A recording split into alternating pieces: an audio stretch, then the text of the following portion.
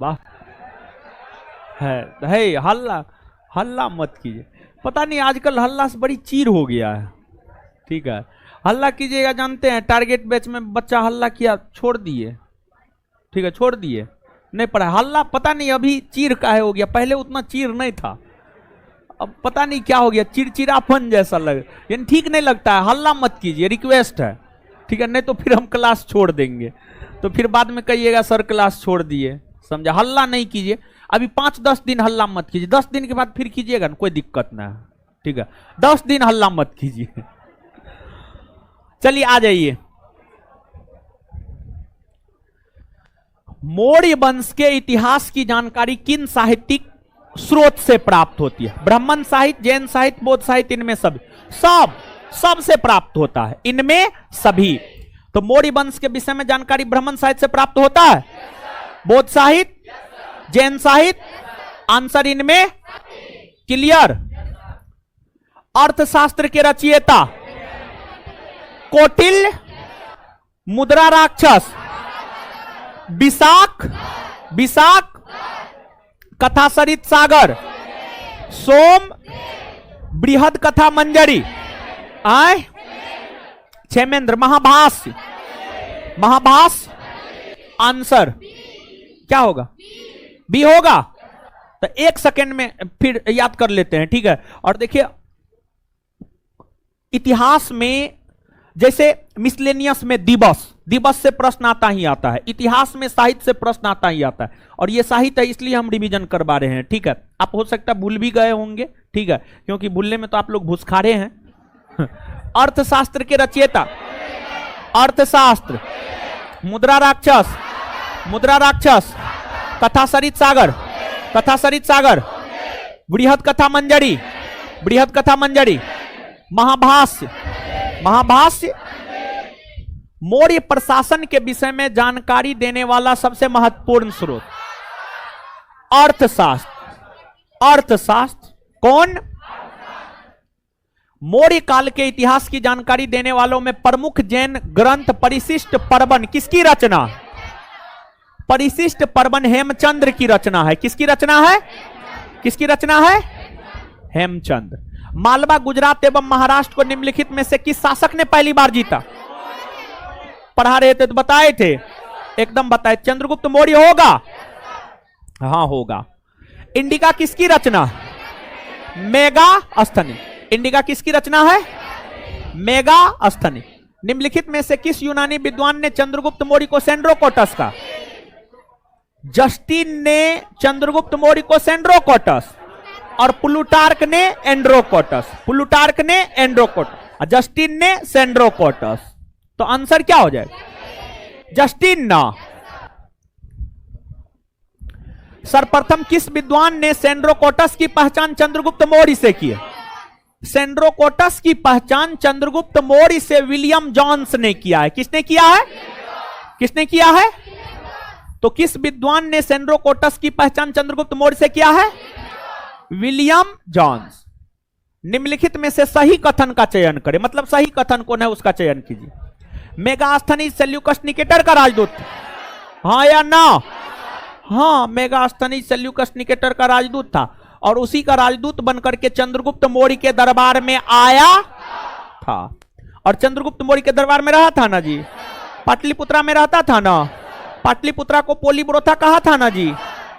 मेगास्थनीज अशोक के दरबार में आने वाला प्रथम यूरोपीय, गलत ना है जी, चंद्रगुप्त मौर्य के दरबार में ना आया था। मेगास्थनीज ने अपनी पुस्तक इंडिका में भारतीय समाज को 7 वर्गों में विभाजित किया। हाँ, किसान, अहीर, दार्शनिक, सभासद, निरीक्षक, सैनिक बांटा था ना जी। हाँ, कौन कौन सही है? 1 और 3 है। नशा करते हैं का जी? नशा करते हैं ना, तब पौवा मार के आए है। देखिए ये क्वेश्चन थोड़ा गलत है, थोड़ा अस्पष्ट है। यहां पे होगा जो किताब से उठाए हैं, दृष्टि क्विक बुक से ये क्वेश्चन उठाए हैं, अशोक के कितने अभिलेख अभी तक प्राप्त हुए हैं? कुल न, अशोक के कुल शब्द को काट दीजिएगा। अशोक के कितने अभिलेख अभी तक प्राप्त हुए हैं? अशोक के अभी तक 40 से अधिक अभिलेख प्राप्त हुए। 40 से अधिक, 40 से अधिक। यहां पर भी थोड़ा सुधार लीजिएगा, 40 से अधिक लिखिए। वहां पर कुल को काट दीजिए और यहां पर 40 से अधिक लीजिए। ये सुधार कीजिएगा, थोड़ा सा सुधार कीजिए। सब लोग नोट नहीं लिए हैं, नया पढ़ रहे हैं। चलिए, तो अशोक के कितने अभिलेख अभी तक प्राप्त हुए? 40 से अधिक, 40 से अधिक, 40 से अधिक। निम्नलिखित में से किस एक देश से अशोक का कोई अभिलेख या शिलालेख प्राप्त नहीं हुआ?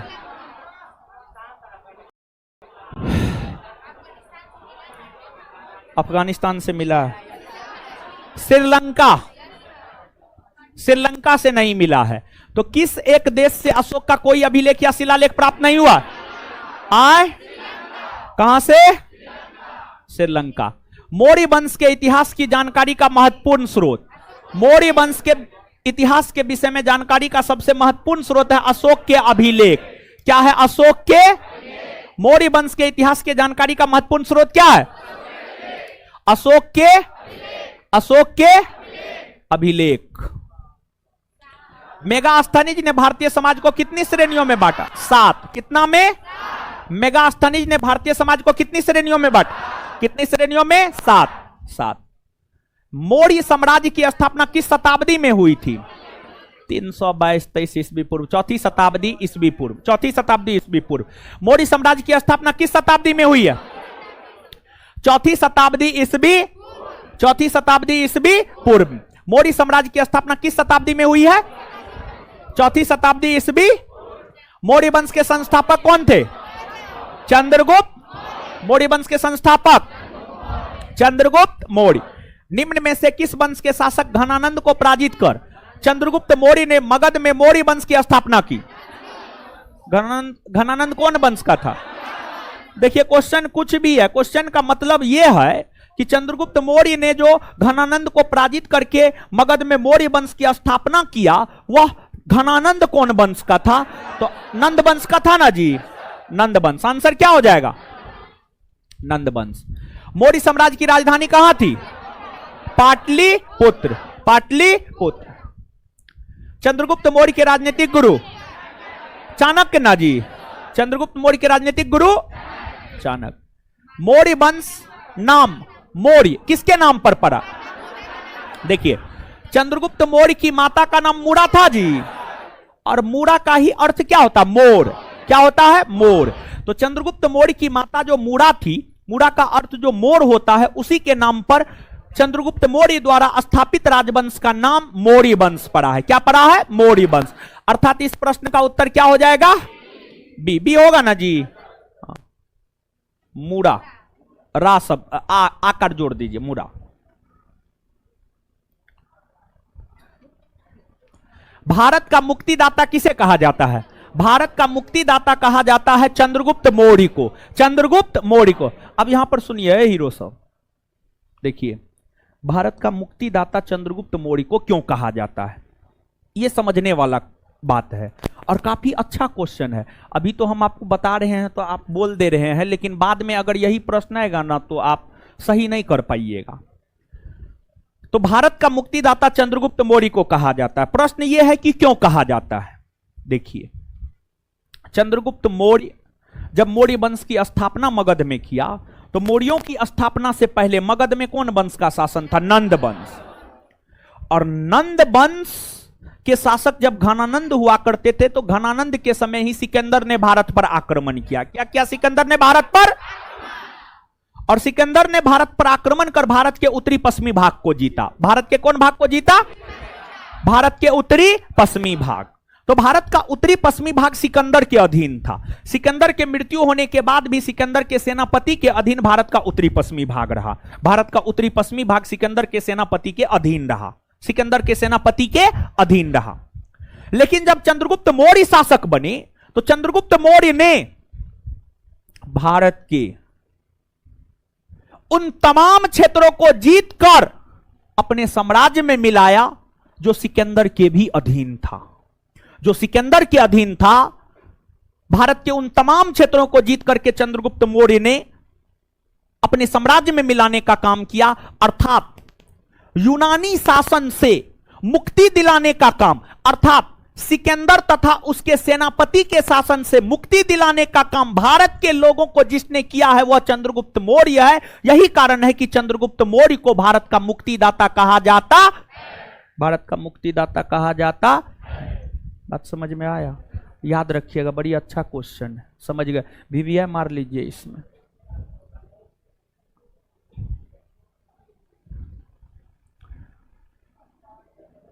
जानते हैं एक बात, देखिए हम और बिट्टू झा सर जब टीचिंग लाइन में आए थे ना, तो हम लोग भी आप ही की तरह स्टूडेंट ही थे, पढ़ने के लिए आए थे, तैयारी करने के लिए आए थे।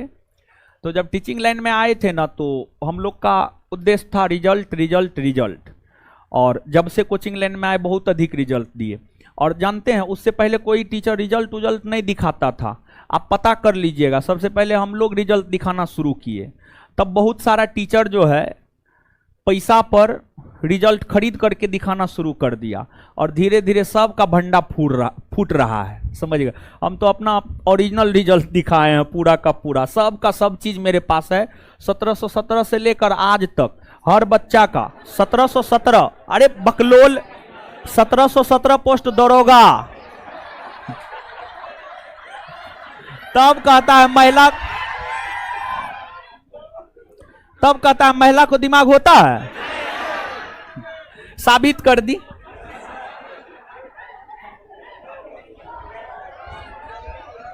समझे? तो हर बच्चा का जानते हैं प्रीलिम्स का एडमिट कार्ड, मेंस का एडमिट कार्ड, फिजिकल का एडमिट कार्ड, सब चीज मेरे पास, सब चीज हम सजो के रखे हुए हैं। जैसे जब हम 2014 में बिहार पुलिस का तैयारी करते तो उसका कॉपी तक आज तक हम सजो के रखे हुए हैं, समझ गए? सब चीज सजो करके रखे हुए हैं। तो हमारे देखा देखी जो है ना, सब मास्टर सब इधर उधर करके रिजल्ट दिखाना शुरू किया, अब सब का धीरे धीरे भंडा फूट रहा है। सच कभी छुपता है जी? कभी नहीं छुपता है। सच को कभी, सच में कोई आंच नहीं होता है, और सच बात जो है ना देर से आएगा लेकिन आएगा जरूर, समझ गए? सब टीचर का भंडा फूट रहा है। आज जो है एगो दूगो टीचर का भंडा फूटा है, पटना के एगो दूगो टीचर का रिजल्ट में वो कैसे कैसे खरीद करके रिजल्ट दिखाता था, उसका भंडा फूटा है, समझे? अब सब बात बताना जरूरी थोड़े। प्रथम भारतीय साम्राज्य की स्थापना किसके द्वारा की गई थी? प्रथम भारतीय साम्राज्य की स्थापना चंद्रगुप्त मौर्य के द्वारा। किसके द्वारा? चंद्रगुप्त मौर्य के द्वारा। निम्नलिखित में से किस ग्रंथ में मौर्य वंश के शासकों को मौर्य क्षत्रिय कहा गया? जैन ग्रंथ, बौद्ध ग्रंथ, दोनों में कहा गया, दोनों में कहा गया मौर्य क्षत्रिय। आंसर सी होगा। क्या हो जाएगा? सी होगा। वर्णाश्रम धर्म का प्रबल पोषक कौन था? चाणक्य। चाणक्य था। वर्णाश्रम धर्म का प्रबल पोषक कौन था? चाणक्य। चंद्रगुप्त मौर्य मगध की गद्दी पर कब बैठा? 322 ईस्वी पूर्व। कब बैठा? 322 ईस्वी, 322 ईस्वी पूर्व। चंद्रगुप्त मौर्य को किस कृति में वृषल और कुलहीन कहा गया? मुद्रा राक्षस। किसमें? मुद्रा। देखिए इसी प्रकार से जो है पर डे हम लोग मध्यकालीन भी पढ़ते जाएंगे, और प्राचीन का भी 25, 30, 50 क्वेश्चन पर डे के हिसाब से करते जाएंगे। ये भी हो जाएगा, वो भी हो जाएगा। क्या बात समझ में आया ना? चलिए इससे आगे हम लोग अगले क्लास में मिलेंगे। हमको निकलने दीजिए, तब निकलिएगा। हीरो सब बैठे रहिए।